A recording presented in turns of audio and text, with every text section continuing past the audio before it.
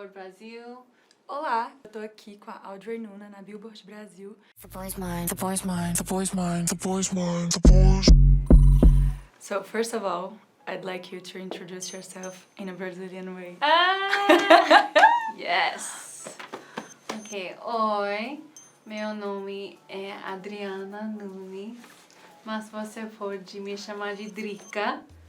Hello, my name is Audrey Nuna. We're here with Billboard. Nossa, Drica! Meu Drica! Deus! So good. Can you tell us what your first music memory is and when and how you decided to follow this path? As a kid, you already knew you wanted to be an artist. Like, how did music come into your life?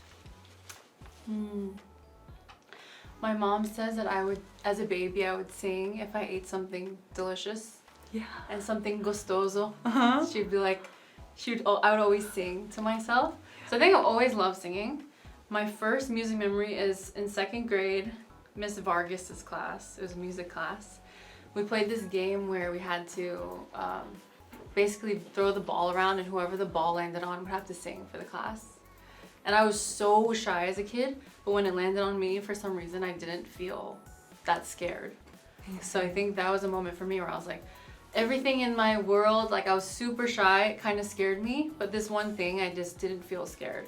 Like it felt, even if I felt scared, it was good. Mm-hmm. That was my first, I think, experience of like, maybe I should be a singer. And I was like 7 at the time. Wow. I sense freedom in the way you make music, mixing things, doing it your own way. What guides you when writing and producing? I would say fun. I just want to have fun. Really, I do, because I think I have made music many different types of ways and different mindsets at this point in my life, and it's interesting because when I have fun and when I follow the fun, it's always better. It's not just like a selfish romantic thing. I mean, part of it is, but I think some of like my favorite songs that I've ever made, whether it be like, you know, I love Comic Sans and I love Damn Right and even Space, you know, like all these favorite songs in my catalog, Baby Blues, they really came from a lot of like good memories. Like when I have a great memory attached to a song, I think it affects how I feel about the song too. About the Grammy nomination, you were here in Brazil when you received the news. See, yes. Como foi? How it was for you, the day? You know, I'm a bit slow to process my emotions. I think I've always been this way since I was a kid, and my body felt in shock.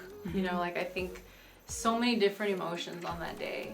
I was literally sitting in Minas, you know, in like at Sonasterio, and I was just like, so many emotions, just like not only thinking about this, you know, K-pop Demon Hunters, this film and what it means to so many people and the fact that I get to be a part of it, but also I think, you know, like my 7-year-old self feeling like I didn't belong, and then all of a sudden now like this film is taking over the world and is about Korean culture. All of these emotions, the journey of like how many times I've failed, like how many times I've fallen flat on my face and made so many mistakes and wasn't kind to myself sometimes on the journey, and like I think all of those emotions just in one moment, it was really overwhelming. Yeah, but above everything else, I'm just so grateful. Yeah, I'm just so grateful and so inspired by how all of this has kind of come to be in this magical way that I don't understand. Yes. Congratulations. It's Obrigada. beautiful. I know, it's... Obrigada. Fiquei muito feliz. Só alegria. Só alegria! Yeah! Oh God. Like, só alegria. Yeah! I know that you've been working on your next project. How is it going, and can you tell us something about it? Sure. And how being in Brazil is part of it. Yes, definitely. How's it going? It's a constant, it's very fun, challenging. I feel very challenged. because this is kind of the first project I think I'm really venturing in a way on my own into this very unknown, like I feel reborn in so many ways as a person. So I think that the music is also following and connected to that feeling in a sense. There's so much unknown and there's so much exploration. One thing I did know for this album is that I really wanted to be surrounded by nature. I'm such a city person. I grew up in the suburbs of New Jersey, so a lot of trees, a lot of nature. But I really got attached to like the city of New York and cities in general when it comes to my artistic journey, I think. But I think this album for me is going to be so much about coming back to myself. So I wanted to be in nature. And my manager, Paula, she is from São Paulo, Paulista, and she, you know, has always known about, like obviously has such connection to Brazilian music and Brazilian musicians and studios out here in Brazil. And I think she just, Brazil, and she wanted, she just had this wonderful idea, like if you want to be in nature, maybe we should go to Minas Gerais and see what happens. You should meet some Brazilian musicians. And I think over the last few years, I really went through like a darker side of growing up with my second album, Trench. And I think anytime you go through any sort of like, I think as much as we don't love pain as humans, I think anytime you experience an era of pain, when you leave, I think there's always this feeling of, you know, like caterpillars, how they, when they metamorphosize and become butterflies, they say that they basically digest themselves. Like it's not like they just, a caterpillar just grows wings, it actually becomes a puddle of goo, you know, and I think that, I'm sure that's a very painful experience. I can't imagine it's not painful. But I think they're both so important for growing, you know, like this phase is so important and that phase was so important. And the next phase of growing pains will be so important. I'm grateful for it. I'm grateful that you live in this. I know, beautiful. Right? It is beautiful. Yes. It's beautiful, and it's also, I think, at this point now, beautiful to know that it's not going to last forever. You know, like I have to enjoy every moment that I can enjoy it. Yeah. Do you feel this? Do you feel the same when creating the thing that we are talking? What do you think that contributes to your creativity? Like core things that contribute to your creativity? What are the core things that contribute to my creativity? Yeah.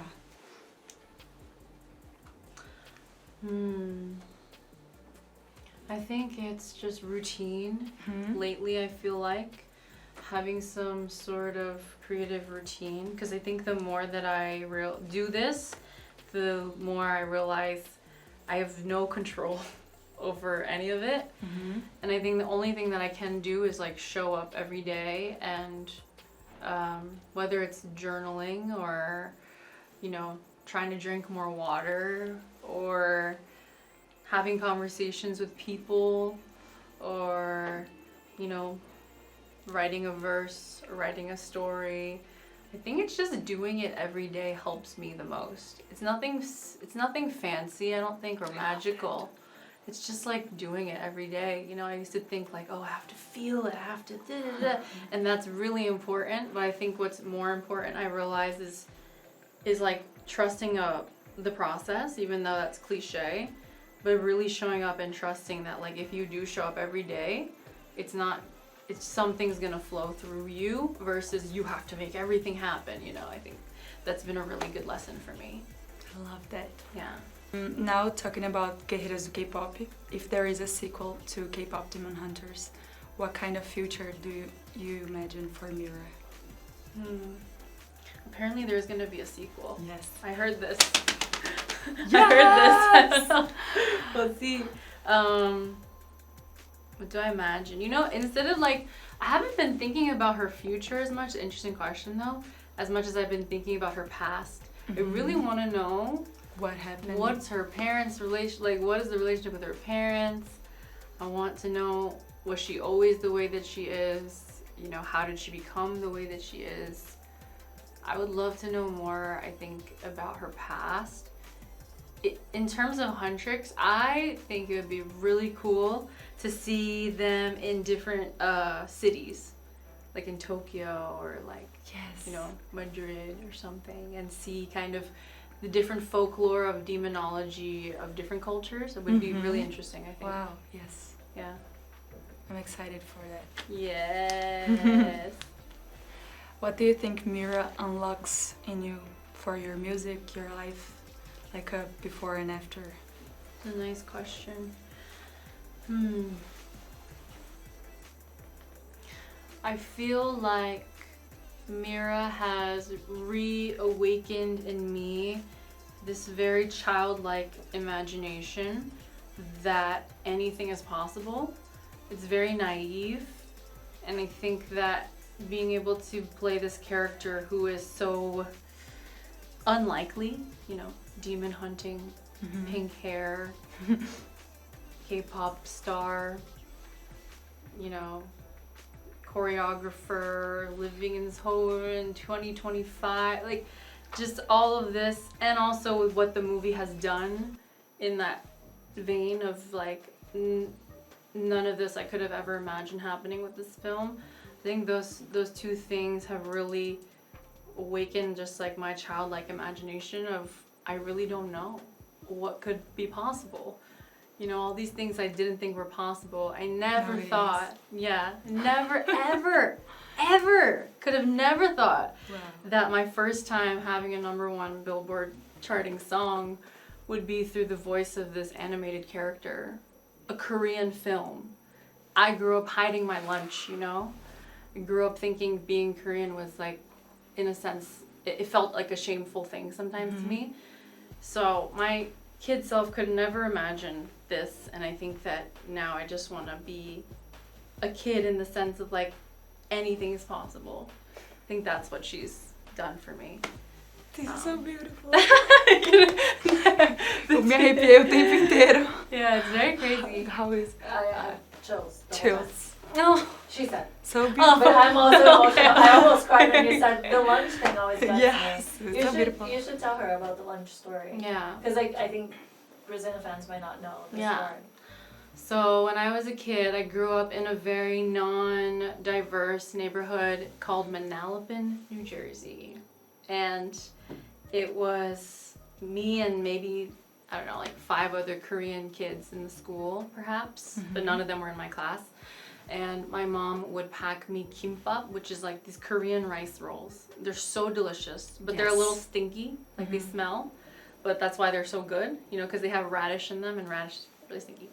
And I would always pack them in this like Barbie container, like the most American looking container you could ever see. And I loved it so much. It's my favorite food. But when I was in school, I felt so ashamed of the smell because kids would complain and be like, "Oh, like what is it? What are you eating?" You know. So I would just like open a tiny crack and like fast close, wait, close, wait, close, wait. You know, and this is how I would eat my lunch. So it was something that it's like I loved it so much, and I understood how delicious it was, and I felt like it was something that wasn't welcome, you know.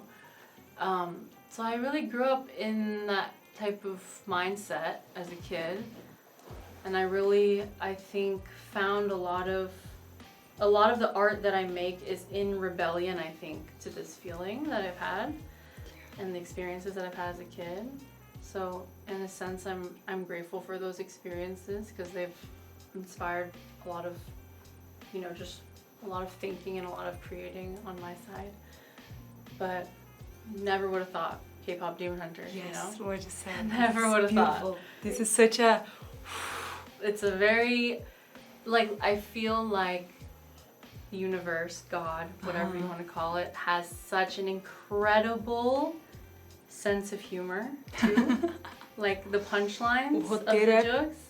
Yes. Crazy. The best comedian ever. Yeah. There are people talking about a tour for Huntrix. What do you think about it? In fact, how is for you as a solo artist to be in a group now? I think that's also something that's really important with this film is like, I think we're used to women, of course, then especially women of color and Asian women, and you know, my personal experience being portrayed in this very specific way, like this is what an Asian woman is. And then I think with this film, being able to see how so many different types, like the different types and the diversity of the type of woman that you can be, being portrayed in a very complex human way, so important, you know. Like I grew up, I think, craving that without even realizing it. Like, oh, because I think when you do finally see yourself represented, it's a very emotional experience. I cried during the premiere of this film because I just was like, oh my God, this is what it feels like to see yourself represented in like a animated film. This is such a cool feeling. So I really want to shout out like Maggie and Chris, the directors of this film, for such a huge contribution. You know, I think so many people have told me that this film has made their kids more proud of their heritage and like who they are, and that's so everything to me. Yeah. Wow. Yeah. I'd like to go present and past with you. I think a way to know somebody is through things they love. So tell me a song, an album, artist that you are listening on repeat right now. Song, album, or artist? I really love this EP that my friend Frankie put me onto called Melting Moment, and it's by this artist named Poison Girlfriend. She's Japanese and she's so fire. She tours now, but her music came out in like the 80s, 90s. How? Yes, she's awesome. Everyone check her out. Quero ver. I want to see. Yes. And now the same for what always been in your life, like favorites. Favorites, album, songs? Yeah. Anyone you choose? The song that kind of, I think my favorite song, one of my favorite songs ever, is this song called Free by Denise Williams. I would listen to this song while I was taking the A train back from the studio, which was like an hour and a half away from NYU, which I went to school there. Yes. And on the way back, I would be so tired. Like my eyes would be dry, like my contacts would be popping out of my eyes. So tired, but I would listen to this song and it gave me so much feeling of freedom, like young, healthy, free, like thank God, you know. So I want to that's the listen. song. You should listen to it. I want to listen. Yes. Now films. A movie that you recently saw and loved, and one that is your go-to movie. Recently, it's not too recent, but I feel like the movie that made such a emotional like impact on me recently was probably Nosferatu by Robert Eggers. Yeah. Just like, I feel like when films have an aftertaste, I love that. When you feel it in your body for like a week after you've seen the film. Nosferatu was one of those films for me. How about you? Sorry, I love K-pop Demon Hunters, aquelas, né? Guerreiras do K-pop! Okay. But you didn't said one that is your go-to movie. My go-to, Eternal Sunshine of the Spotless Mind. I love that one. That one's so good. Yeah. It's so funny too. Jim Carrey is he's so good. It's everything, like the movie is funny and beautiful. The photography, everything is beautiful about the movie. Gorgeous movie. Yeah, I love that. I wanna see, because tem muito tempo que eu não vejo. Aquela. It's been a long time since she's last saw it. Yes. Oh yes. So she wants to see it. Você, you just said, and I remember, I want to see again. To finish, a book that you currently reading, and one that you will always remember. I'm currently reading The Alchemist.